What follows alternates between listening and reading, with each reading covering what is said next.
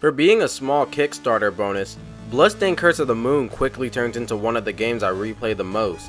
If you didn't know, for the Bloodstained Ritual of the Night Kickstarter, there was a goal that promised a prequel game, which ended up being Curse of the Moon.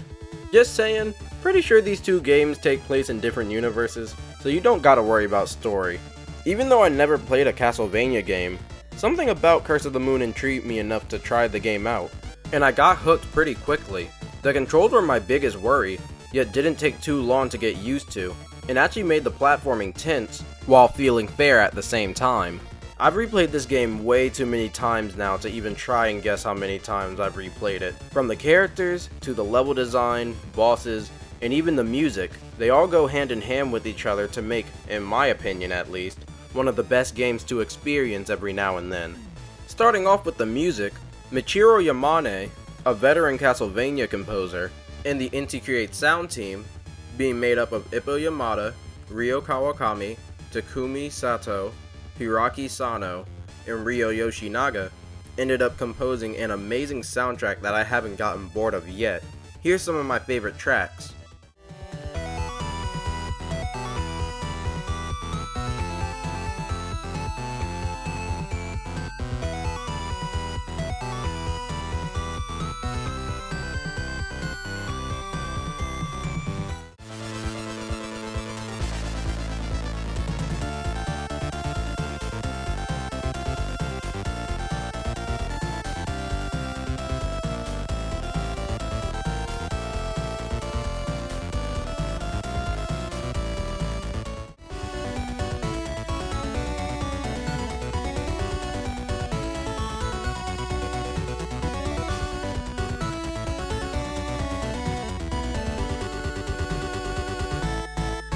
It's a good thing that the soundtrack is this memorable, as it helps me look forward to stages on repeat playthroughs. Moving on to the gameplay side of things, each character served their own individual purpose.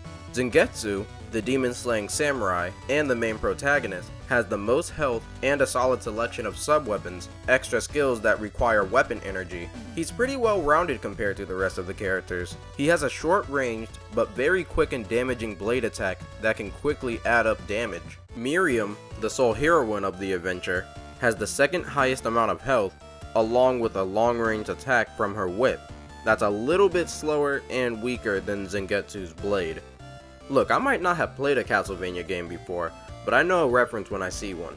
She also has a slide and a higher jump than the rest of the cast, alongside a great selection of sub-weapons, with this scythe being my personal favorite, as it goes full screen and can serve another purpose I'll touch on later.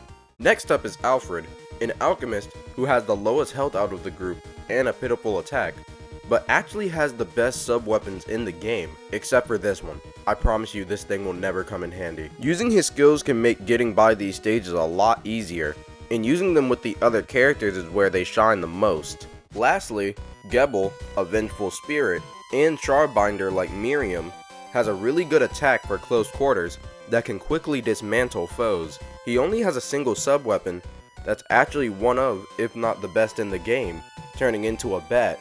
While the transformation does drain energy quite quickly, it can be used to save yourself from a missed jump or from knockback, and it even has a little bit of invincibility frames on its start. It also makes as a really good exploration and platforming skill. Overall, it's a strong bunch of characters that bounce off of each other really well. Using these characters' unique skill sets to traverse these stages makes using them all pretty satisfying, as sometimes switching to a more favorable character may be used. That was a mistake. Like using Miriam's jump height and range to make platforming and combat more comfortable, using Alfred's spells to make any given section easier, or Gebel's flight and his anti-air-esque attack for foes above you. Or you can completely ignore everything I said and kill them. Yeah, so one of the many things adding to the replay value of Curse of the Moon is your decisions. You can choose to ignore these guys and play the game alone as Zangetsu, or straight up kill them and attain an ability from them. Miriam gives Zangetsu an enhanced aerial attack that, while I first didn't find that useful, eventually grew on me, as I learned that it can be held down for easier kills, cancel into his attack faster, and can even get extra hits in sometimes. Alfred gives you a double jump that's not only really fun to mess with, but can also help you with platforming and kill enemies faster, speeding up level progression. Lastly, Gebel gives you a dash, like a Mega Man X type dash, that even flows into your jumps. These abilities easily end up making Zangetsu the most capable and agile character. It is very easy to let the power go to your head with these abilities though.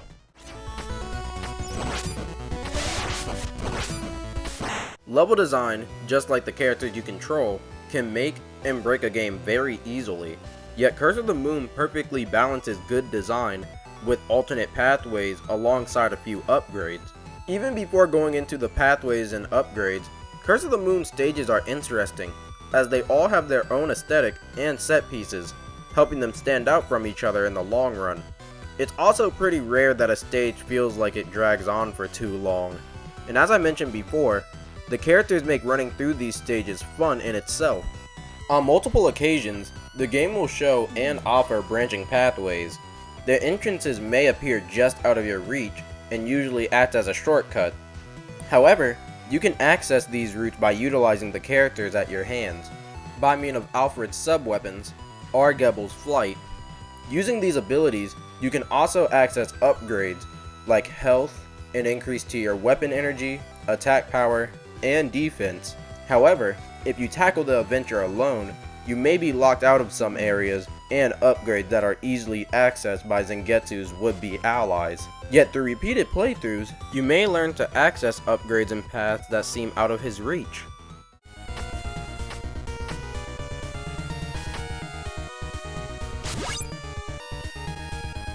The level design actually goes hand in hand with one of my favorite things about the game, the 3 modes it offers. First is normal mode, your standard playthrough. Next is nightmare mode, where you begin the game with Miriam, Alfred, and Gebel. Nightmare mode actually creates new opportunities for the first 3 stages. Since the trio were locked behind the first 3 stages in normal mode, pathways that were inaccessible on your first playthrough are suddenly open for you to explore, thanks to your early access to these characters. This almost changes and creates a new experience for the first 3 stages entirely, helping them get up to speed with the latter stages. This mode also has a final stage that tests your skills with the 3 individual characters, alongside an actually good boss fight, something I'll get to. Lastly, there's Ultimate mode, where you can play through the entire game with Zangetsu's soul abilities, while still recruiting the 3 other characters at the same time. You also gain this nifty charge slash that's actually really useful, even killing enemies with armor. This mode is of course just some good fun that allows for the most flexibility while moving through the stages. In these last 2 difficulties, the bosses also get a little bit more difficult. Along with the alternate routes, upgrades, and the freedom of choice the game gives you with its characters, these modes can greatly differentiate playthroughs, along with the mix and matching of your comrades. The bosses, on the other hand, are the only thing I didn't really care for at first. To me, these bosses last way too long, while they for the most part have too simple a pattern to justify their length. Due to this, I like finding ways to speedrun these bosses.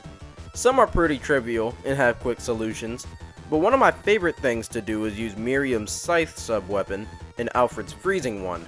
Because the scythe comes back, you can freeze it, allowing it to stick in place, and when it starts unthawing,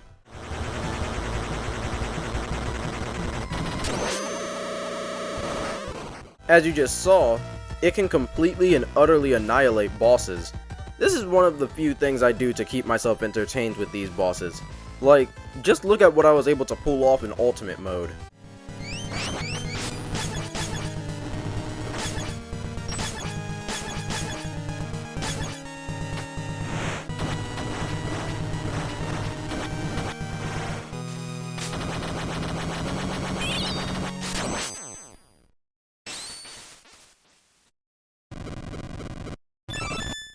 That's really all I got to say for now. I really just wanted to talk about this game and why I love it so much. I hope you enjoyed the video as much as I did making it, and I hope I catch you around sometime. Peace.